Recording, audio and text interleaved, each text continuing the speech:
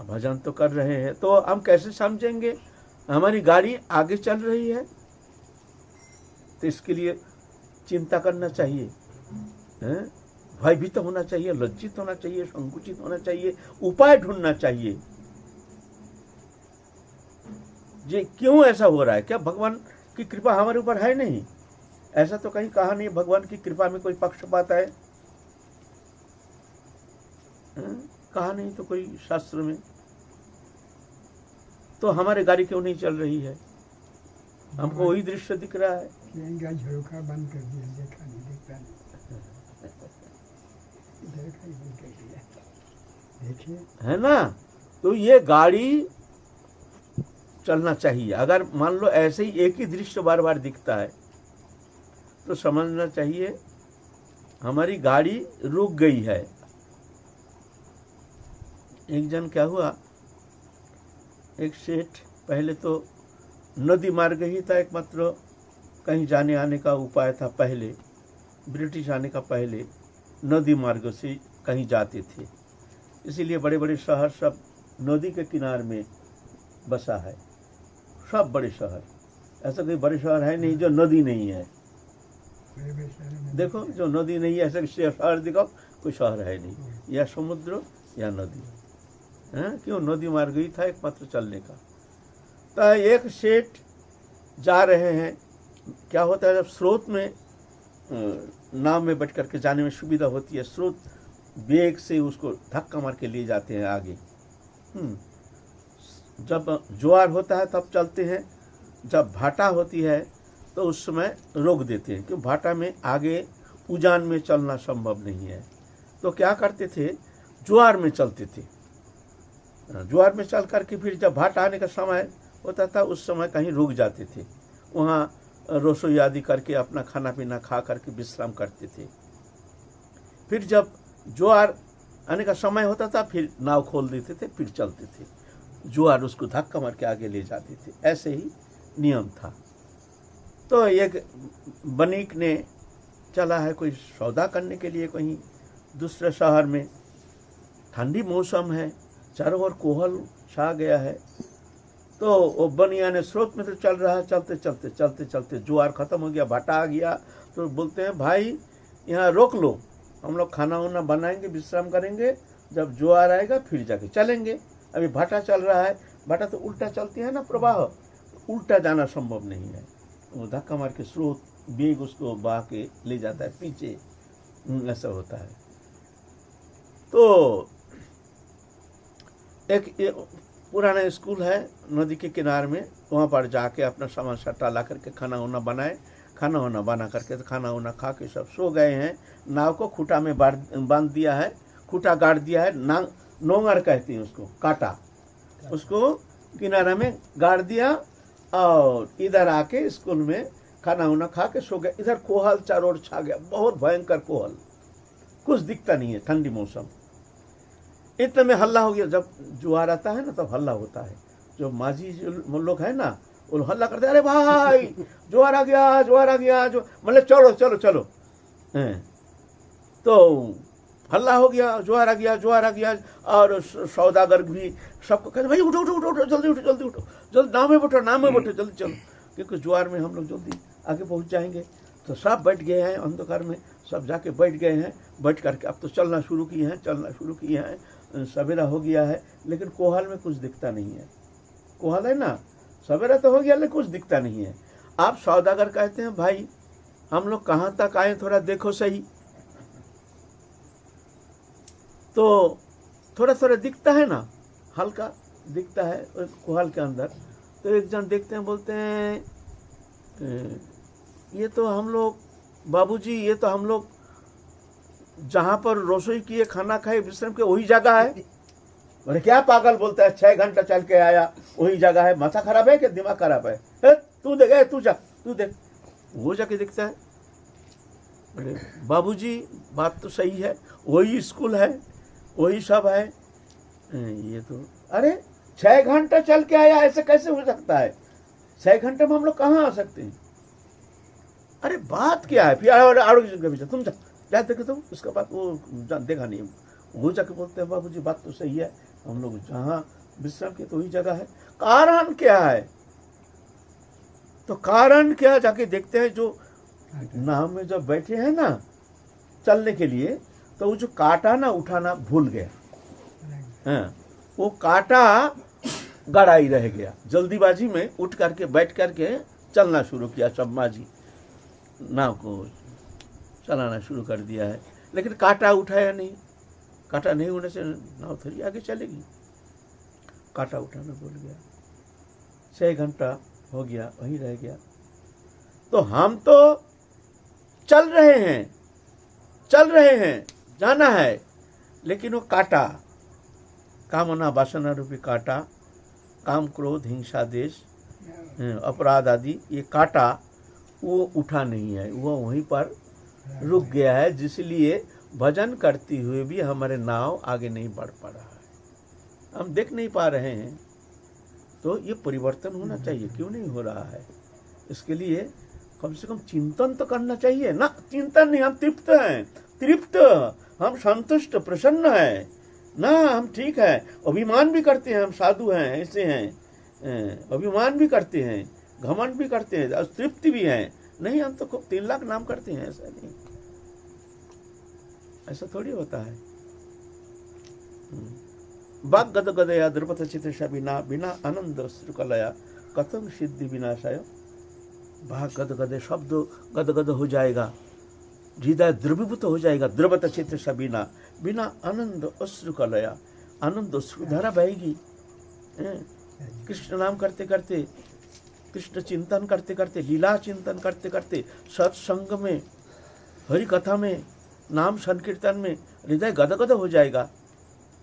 ये तद विपरीत, उसके विपरीत हमारी दशा। बोलते कथम सिद्धि विनाश है। तुम्हारे शुद्धिकरण जो हुआ है अंतकरण का, हम कैसे जानेंगे?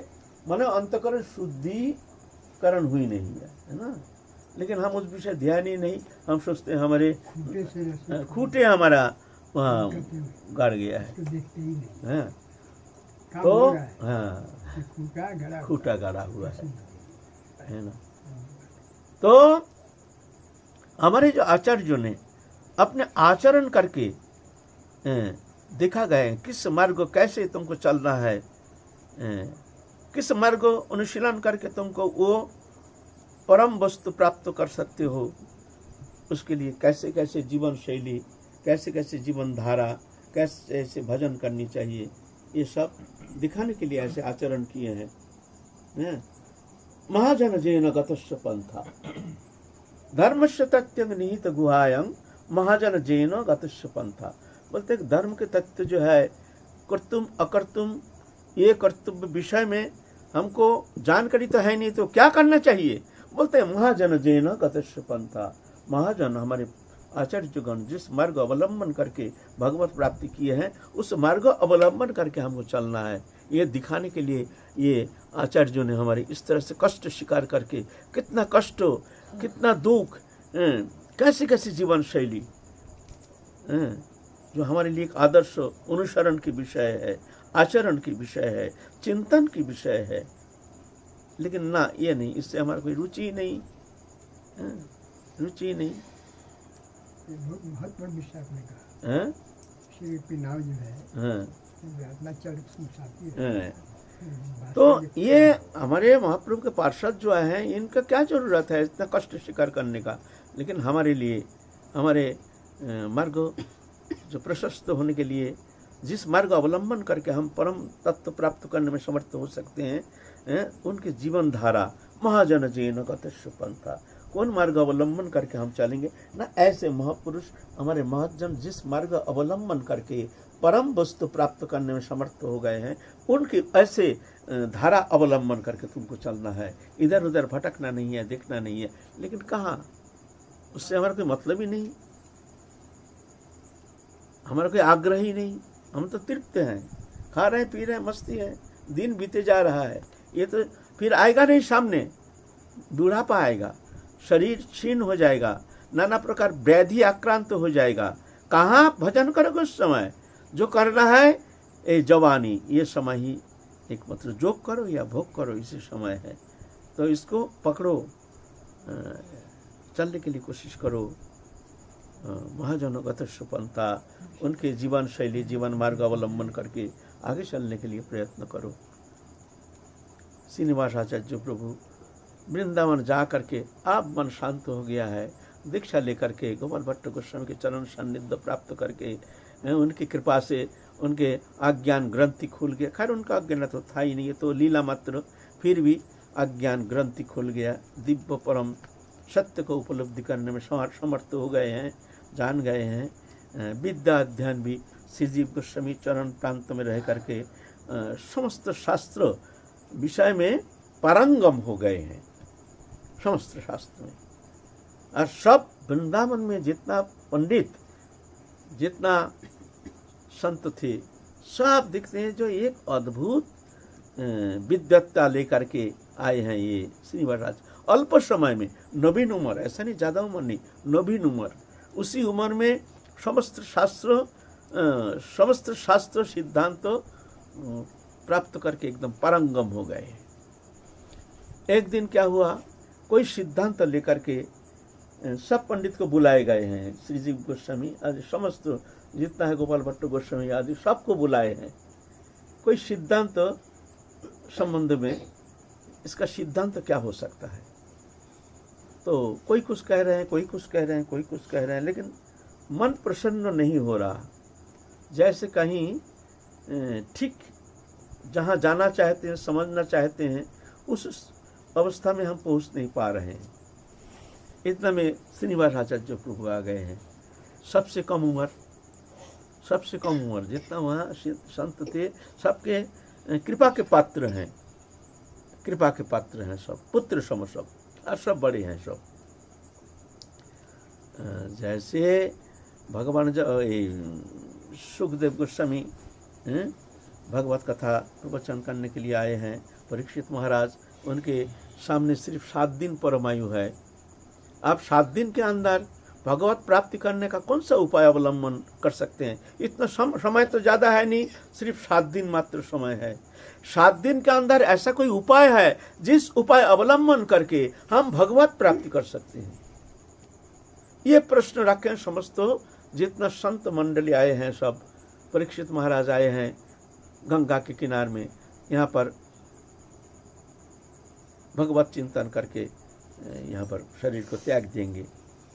उनके मन में प्रश्न जिज्ञासा करते हैं समस्त संतों को, जो 7 दिन हमारे सामने समय है, इस 7 दिन के अंदर क्या हम भगवत प्राप्ति कर सकते हैं?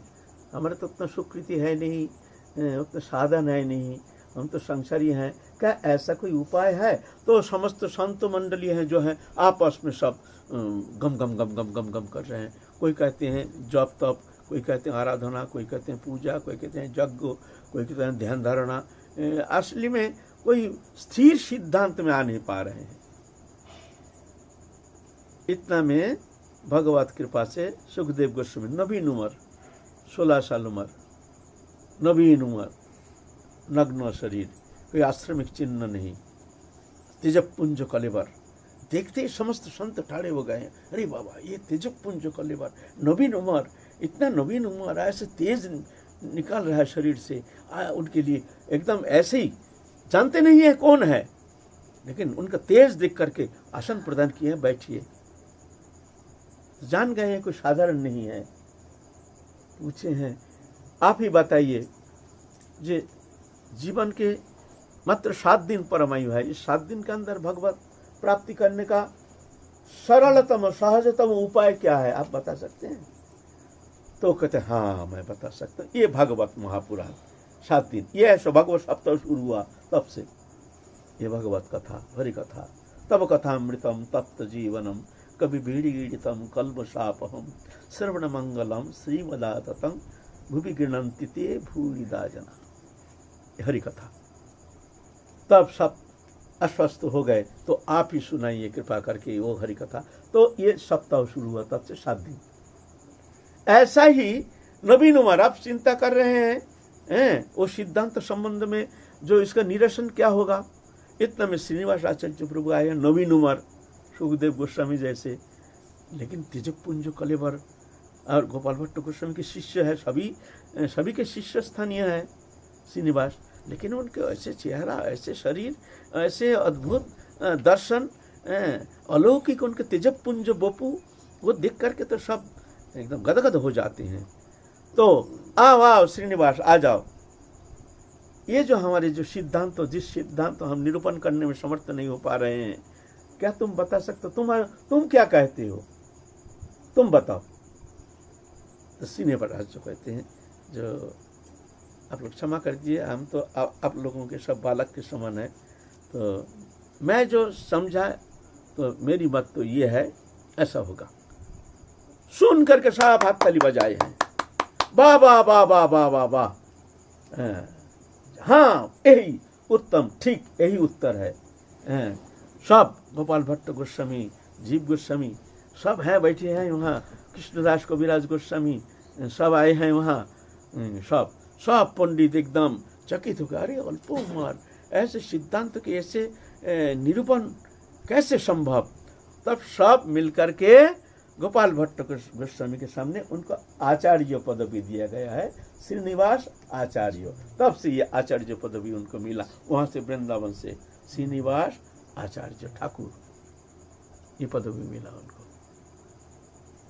फिर वहाँ से ये पदवी पा करके तो वृंदावन में ब्रज परिक्रमा करने के लिए नरोत्तम ठाकुर आ गए। नरोत्तम ठाकुर वो भी इस तरह से श्रीनिवास आचार्य प्रभु के जैसे ही बड़ी उत्कंठा व्याकुलता लेकर के आए हैं वृंदावन धाम में। ऐसा ही नित्यानंद प्रभु के आवेश अवतार नरोत्तम ठाकुर महाशय, श्यामानंद प्रभु अद्वैत प्रभु के आवेश अवतार दोनों आ गए हैं। तब वहाँ तो रह रहे हैं, ये भी अध्ययन कर रहे हैं श्रीजीव गोस्वामी पाद के सानिध्य में रह करके। श्यामानंद प्रभु आदि सब अध्ययन कर रहे हैं। फिर सोचे कि भाई थोड़ा सा 84 को ब्रज परिक्रमा करेंगे। निकले हैं, वो तो जंगल तो मार्ग फार्ग था नहीं। निकले हैं, अद्भुत वन शोभा, सब वन, कुदर वन, ताल वन, बेला वन, बोयल वन, कुमुद वन, मधु वन, खदिर वन, लोह वन, कोड राजवन, खिलन वन, कितना सब वनभूमि, द्वादश वन, प्रधान वन, और भी कितना उपवन है।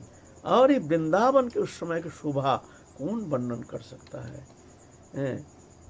मैं आज से 45 साल पहले ये वृंदावन में आकर के जी वृंदावन के वन शोभा हम खुद देखे हैं,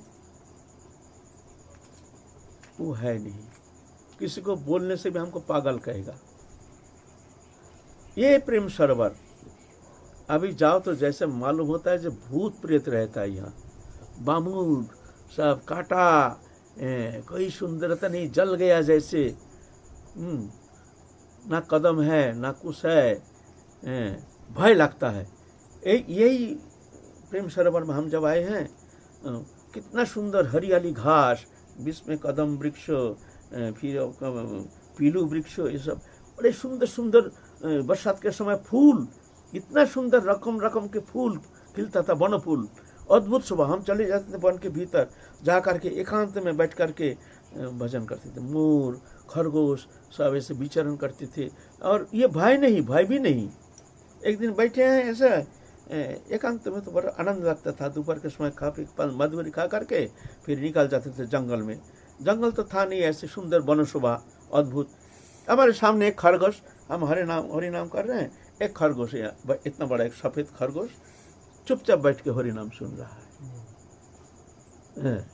और हम हिल करके ऐसे उसको सुना रहे हैं, हरे कृष्ण हरे कृष्ण। वो तो कुट करके देख रहा है हमारे तरफ, ऐसे कोई भय नहीं। इतना बड़ा एक खरगोश हमारे इतना सामने, खुला जागे में, ये नहीं जंगल झोर झाड़ी में नहीं, हमारे सामने आके बैठ गया। मैं झूठ नहीं कह रहा हूँ। पहले तो हमने बोला भाई ये कैसे हमारे सामने, इसका इतना साहस कैसे हुआ। हम बैठे हैं, ये हमारे सामने बैठा है, बैठ करके ऐसे था। क्या बनो शोभा, बैठने से ही मन प्रसन्न हो जाता था। रूह बन अभी है नहीं, वो कल्पित रह गया, एक कल्पना। अभी कहेंगे तो कहेंगे ये सब बेकार बात है, बामुर। वह उस समय बामुर था ही नहीं, हम जब आए थे।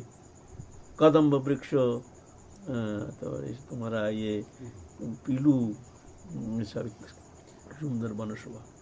ये बमूर आई कहाँ से? आप तो जहाँ ये देखे तो ये वहीं बमूर ये तो कोली दिखाई महाराज देता की है। फैक्ट्री है।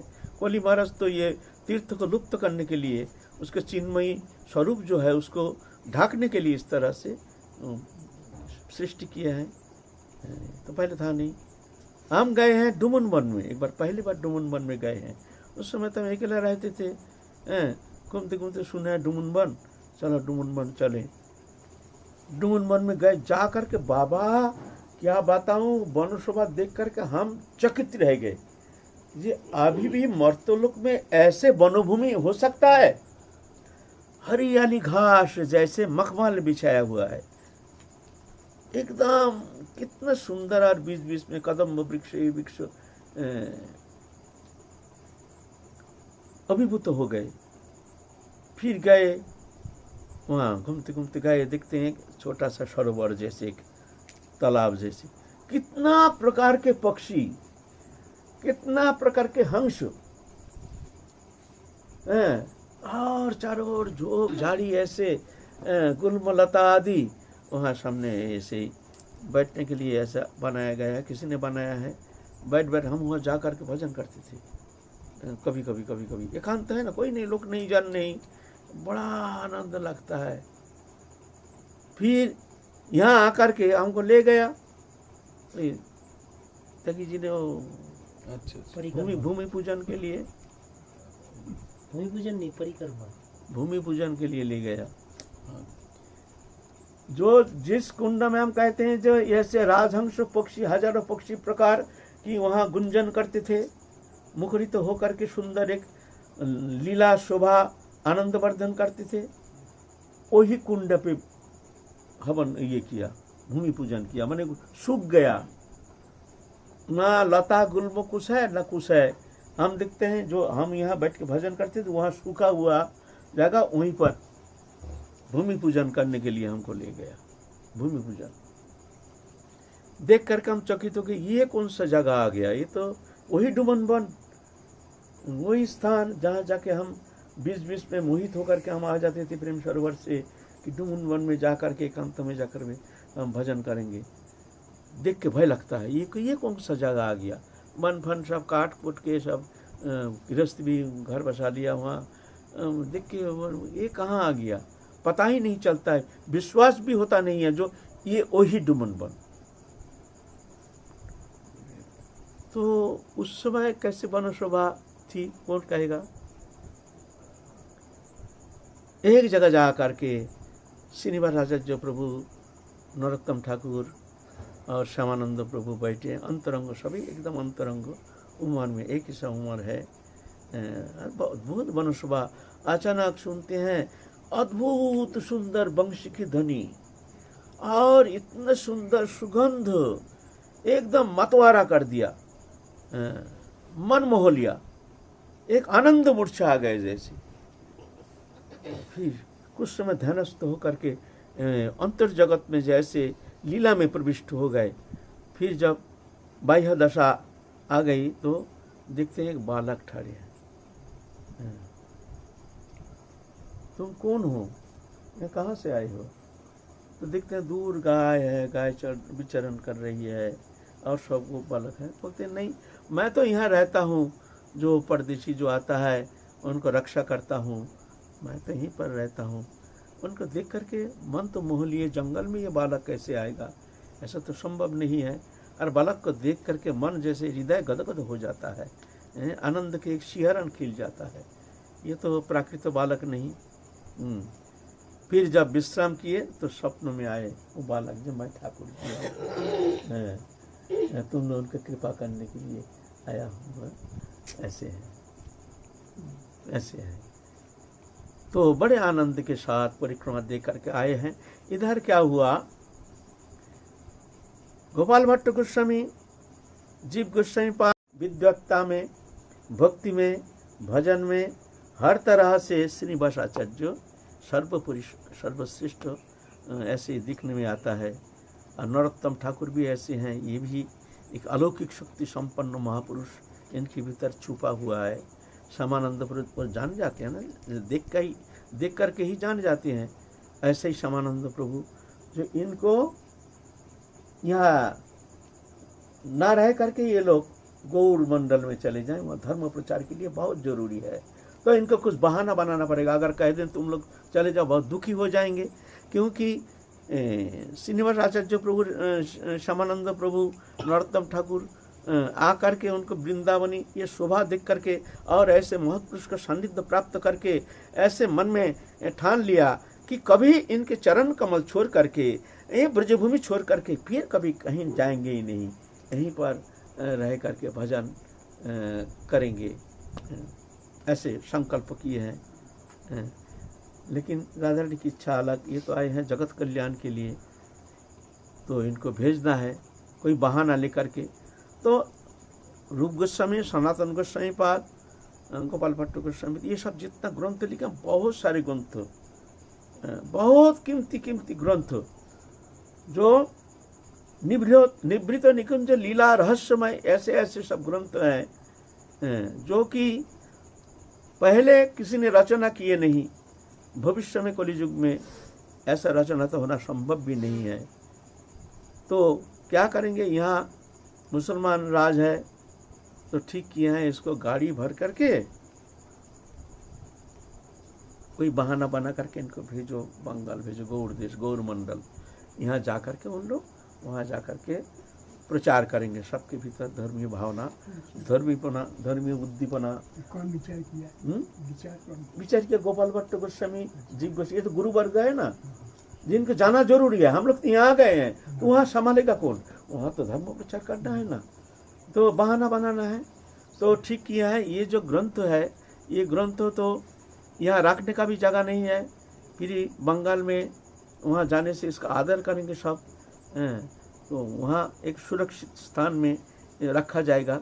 जो हम लोग भी कभी बंगाल गए तो वहाँ जा कर के इस ग्रंथ हम लोग देखेंगे, उसका अध्ययन करेंगे, हैं।